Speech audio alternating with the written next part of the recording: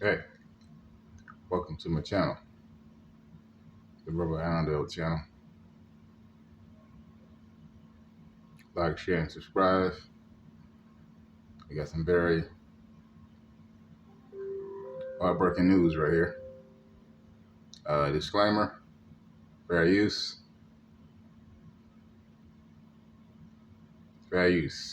purposes only. This is very disturbing footage. If you have children listening, get them out of the room, okay? This is the Brother Allendale channel. If you have children, get them out of the room. Don't let them watch it. All right? Here we go. This is extracted from the Hill.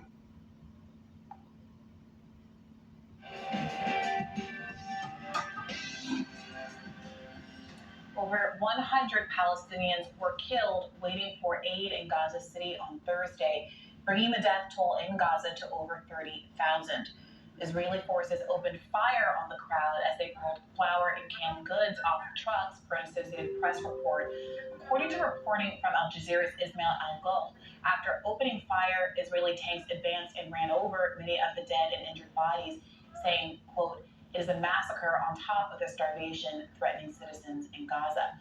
The aid truck carrying food into northern Gaza was the first big food delivery in over a month, shedding light on the food shortage crisis that erupted in Gaza since Israel's campaign against Hamas started on October 7th.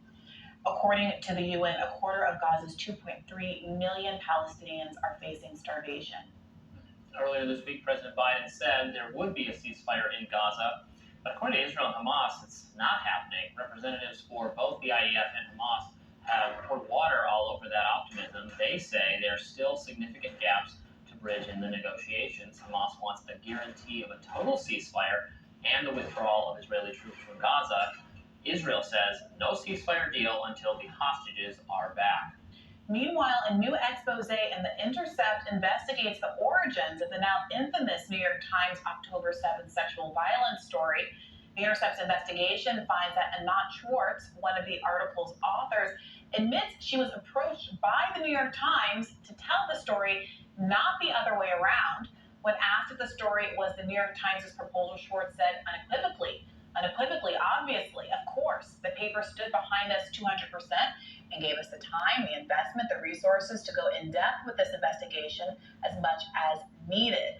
So this story has really started to explode. Of course, we had the Gray Zone's Max Blumenthal on, and they and Electric Infantata did a lot of the core initial reporting, but I think opened up some skepticism about the underlying sourcing of that particular piece, and now the Intercept has done some really important follow-up. So here's why it matters. We covered earlier this week the fact that Schwartz and the other one of the other writers, who was her nephew, did not have any journalism experience, next to no journalism experience, before being apparently recruited to write this front page New York Times article.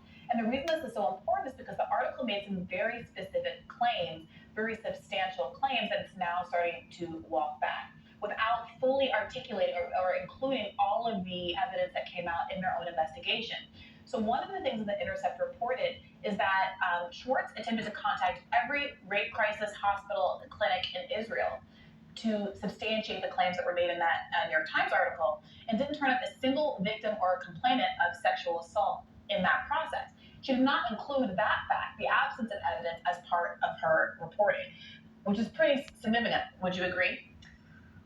Well, yes. I mean, I've been persuaded by the guests we've had on to discuss this, that and also by the fact that the people involved in the sourcing for the story have backpedaled some of it, or said they were mischaracterized. I think the family member of one of the victims. I mean, it's not inherently suspicious that there aren't any rape crisis centers who have. I mean, the victims were killed, so no one came forward to say that they were sexually assaulted. However, I do think the New York Times clearly embraced a framing for the story and a headline for the story that goes beyond what has been demonstrated or proven. You know, I've talked about the absolutely graphic nature of the October 7th footage, which I have seen, which shows utter depravity, people blown apart, people murdered, bodies of victims of people whose hands are tied behind their back in all states of unrest, including that. But there's not as horrific as it is. All the people dead at the music festival, bodies piled up everywhere. It needs no embellishment. It is just horrible. But you do not find ironclad evidence or support for the broader thrust of the New York Times article. Right, and it's worth noting that they're Freeze. Did y'all just see those buildings?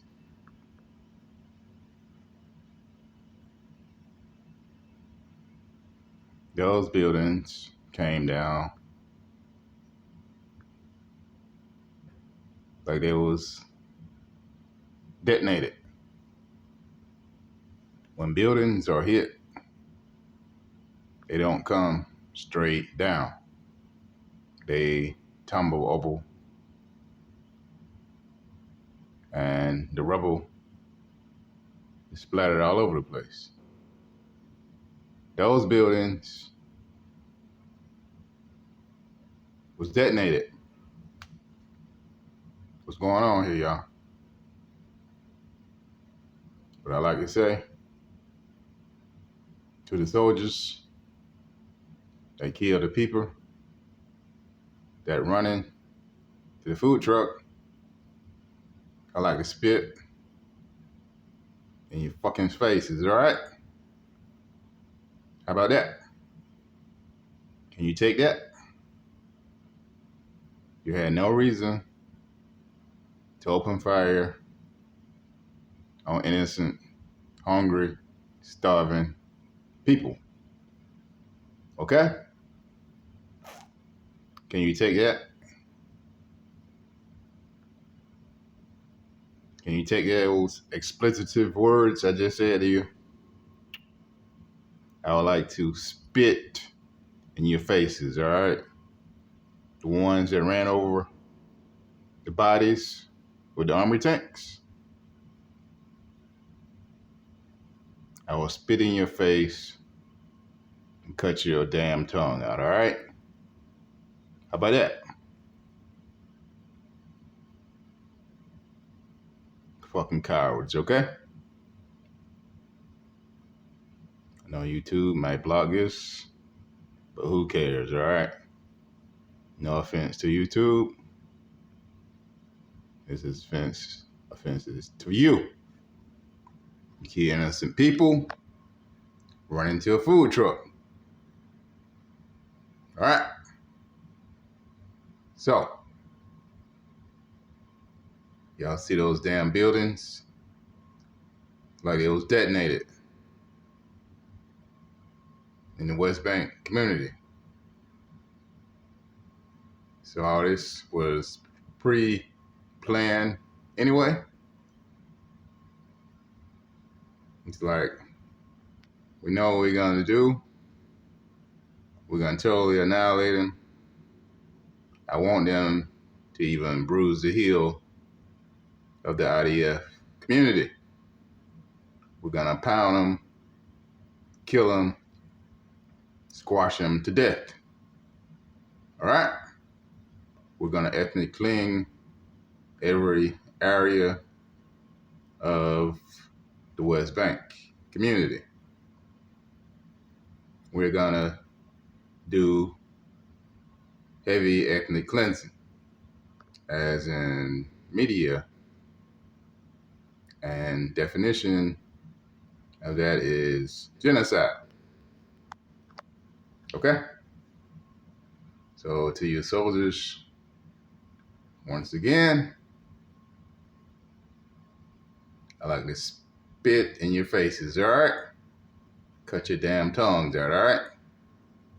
How about that? Can you swallow that?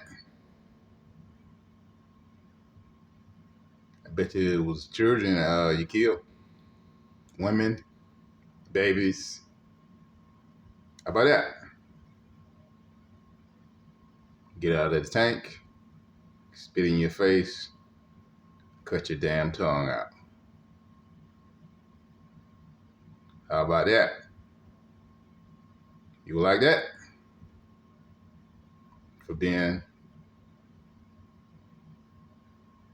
freaking murderers of innocent babies, women, children, elderly, teenagers, men. I don't care. Freaking murderer, alright? Murderers, alright? Totally defenseless, helpless people. Alright, y'all. I'm rambling on in anger. Can't control it no more. Hold on. Let me put it down for a minute. Alright, here we go.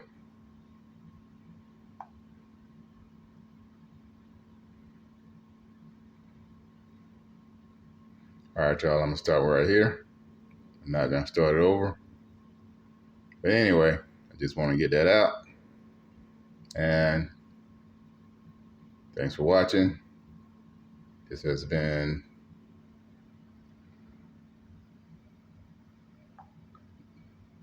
America's hospitals have been pushed to the brink by broken supply chains, workforce shortages, and high inflation. Oh, boy. Now, some in Congress want to reduce Very billions usual. of dollars in funding for patient care.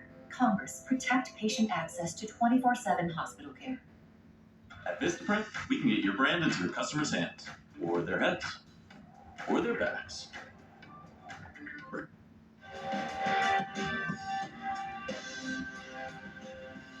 Over 100 Palestinians were killed waiting for aid in Gaza City on Thursday, bringing the death toll in Gaza to over 30,000. Israeli forces opened fire on the crowd as they pulled flour and canned goods off trucks, per an Associated Press report. According to reporting from Al Jazeera's Ismail Al-Ghoul, after opening fire, Israeli... There we go, y'all. And that would be a good use of their investigative powers to me. All right, stick around. There we go.